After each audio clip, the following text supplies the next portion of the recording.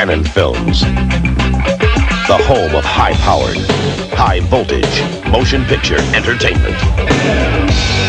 With the screen's biggest spectacles, brightest stars, and boldest lineup of explosive entertainment. We're taking motion picture excitement over the edge and your box office over the top.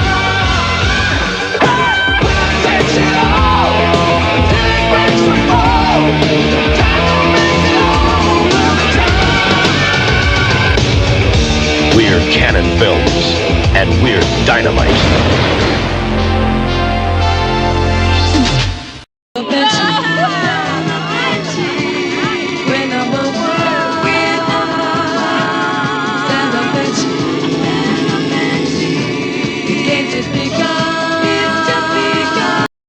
Cheerleaders Beach Party was one of the last of the 1970s cheerleader movies, being a subgenre of nudie cuties and or PG-13 grade sexploitation flicks.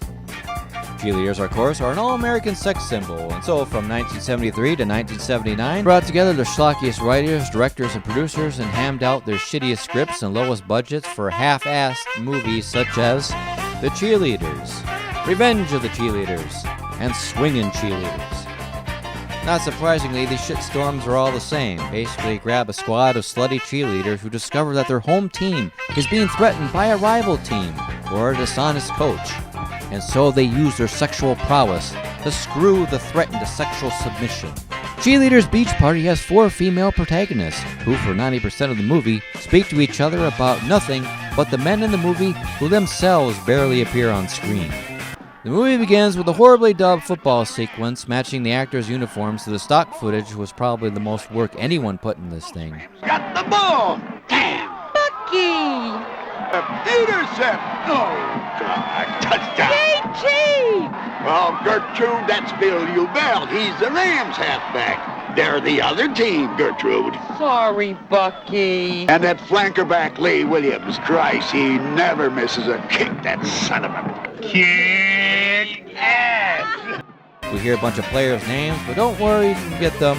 The men are McGuffins. Who they are and what they do is utterly important. So upset! You know what the... 14 to nothing, and we're in the Big Five.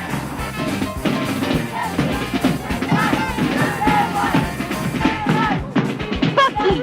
Isn't that number 39 Jim Norris, their full tail? Full tail?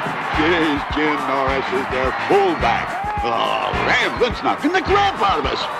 Oh, and here's the mother hen Henson, huh? All right.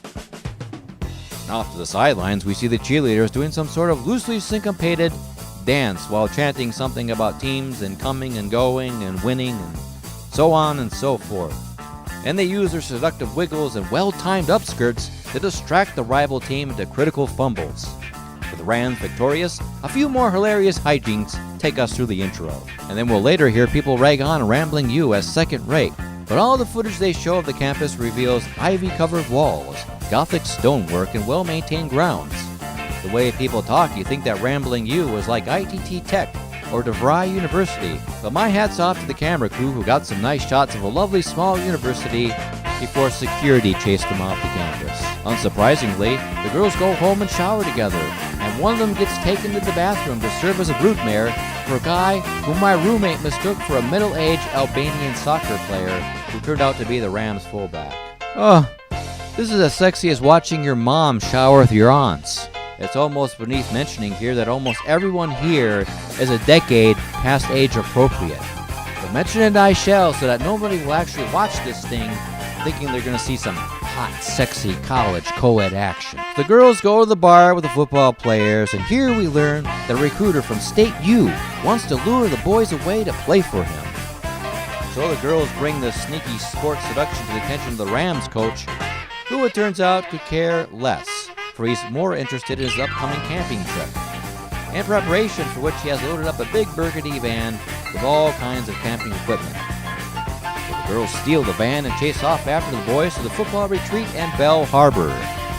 The girls set up camp and watch the boys play football with a few nameless extras who seem as unenthusiastic about being in this movie as I am watching it. And during the scene, we are treated to the movie's single best line, A line that is not only jarring to hear, but also reaffirms this movie's status as a time-traveling anti-feminist magnus opus.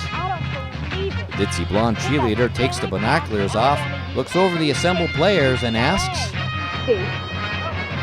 Can you see O.J. Simpson? the fact that this movie can make such an obviously self-aware allusion to a wife-murdering running back comes 17 years before the actual horrific events involving Mr. Simpson is proof positive that this movie is not only frighteningly precision, but also malevolently misogynistic. This movie is alive, hates women, and it can travel through time. I don't see. You'll never see the juice coming. Never. The girls discover that they've got competition.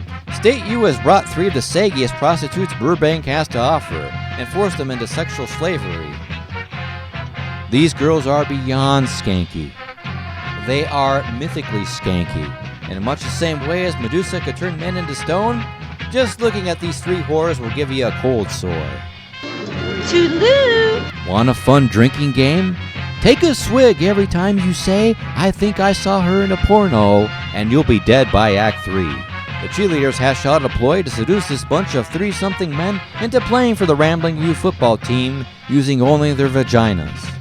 And while they quite literally profess their commitment to make every football player in Bell Harbor, 3 of the 4 succeed, only in running a girl train on one dumb country blonde hick. It sounds like a good idea. Meanwhile, the only actress in this movie who actually paid her SAG dues got enough speaking lines to have her own subplot in which she actually begins to fall for one player who, for his pop collar, open shirt, and gold chain, I will name Douchebag Prime. Yeah, the scenery's pretty lovely from here, isn't it? Have you noticed the curves on the shoreline? You know, and I also really like how the way the dunes stack up, yeah. All in all, I'd say it's a pretty beautiful picture. Well, Mitch, it's been nice meeting you, but I have to go now.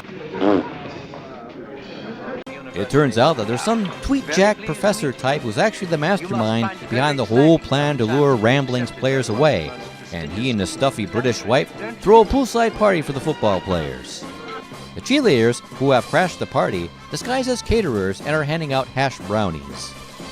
While stirring up cups of spiked punch, one of the cheerleaders overhears the dean's stuffy British wife say that the house is haunted by ghosts. Do you think that will come up later?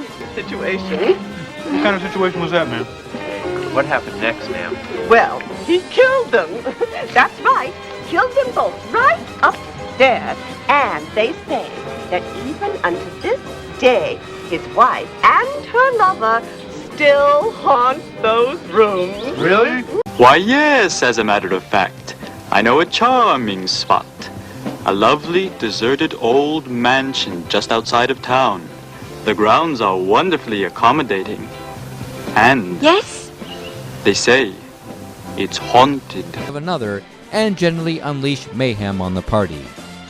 Thinking they have outwitted State U's nefarious schemers, they are dismayed to hear the boys of Rambling call the events of the afternoon, and I quote,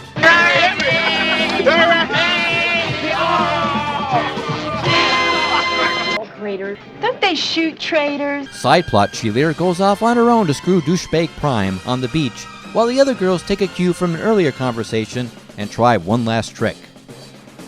Remember that the house is supposedly haunted? Well, they dress up in ghostly makeup and do their best to scare the hell out of the football players who are sleeping in the upstairs bedroom. See how that information came in handy? Let me go! Whether or not the football players are scared or apparently stupid is not made explicitly clear. But the tweet-jack professor type makes a big stink over the events of the night and confines the players to the house after dark. You! I don't know what moral principles they taught you at Rambling U, but at State U they are high. Gentlemen, I'll see you first thing in the morning. And at long last, we come to the cheerleaders' beach party. The girls smuggle the Rambling boys out of the dean's house, and we get to watch the cheerleaders strip down to bikinis, do a few cheers, roast some marshmallows, and have an acoustic sing-along to The House of the Rising Sun. That's it. That's the whole party. So the State U hooker squad calls the recruiting guy, and he comes to put a kibosh on the festivities. I see it. He berates everyone at Rambling for their lax moral standards and then reveals that douchebag Prime has already signed up to play for State U. Wallowing in your stupidity, or you can leave instantly, thus transcending this barbaric lowlife and rising to a higher, more sophisticated class. Well? Heavy. He berates everyone at Rambling for their lax moral standards and then reveals that douchebag Prime has already signed up to play for State U. And as for you, Mitch, I'm very disappointed in you. You represent the best of State U. How could you allow yourself to be drawn down to their level?